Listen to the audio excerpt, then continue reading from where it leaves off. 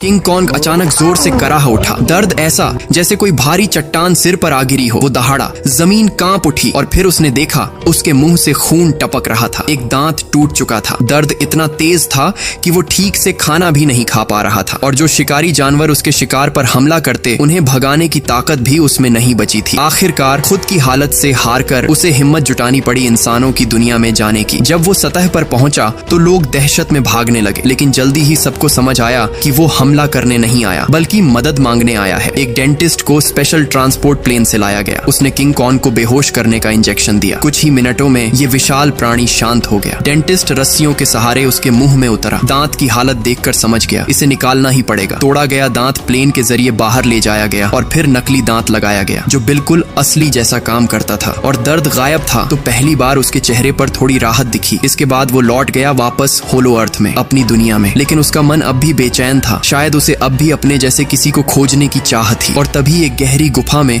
उसे कुछ ऐसा दिखा जिसकी उम्मीद भी नहीं थी। वहां उसके जैसे कई विशाल गोरिल्ला मौजूद थे। किंग कॉन्ग को पहली बार ऐसा लगा कि शायद ये उसकी असली दुनिया है, मगर उस गुफा का राजा कोई और था। एक डरावना जख्मी चेहरे वाला विशाल बंदर। उसे कॉन्ग का वहां आना खतरे की घंटी जैसा लगा। कॉन्ग के लिए वो बंदर कोई खास चुनौती नहीं था, लेकिन वो जानता था कि अगर उसने शिमो को बुला लिया तो बात हाथ से निकल सकती है। और यही हुआ। शिमो ने अपनी बर्फ सी सांस से किंग कॉन्ग के पूरे दाहिने हाथ को जमा दिया। अब कॉन्ग की हालत और भी खराब हो गई। एक हाथ काम नहीं कर रहा था और सामने दो दुश्मन। उसे वहां से पीछे हटना पड़ा। वो लौट आया इंसानों के पास, इस बार और भी ज्यादा टूटा हुआ। अब उसके पास ताकत तो थी, लेकिन हालात बहुत मुश्किल हो चले थे। एक दांत का टूटना, उसका दर्द और फिर ये पूरा तूफान। किंग कॉन्ग की जिंदगी में तूफानों की शुरुआत बन गया था। दोस्तों, क्या आप भी ऐसी खूबसूरत सी दुनिया में जाना चाहोगे? अगर हाँ तो कमेंट में जरूर बताना।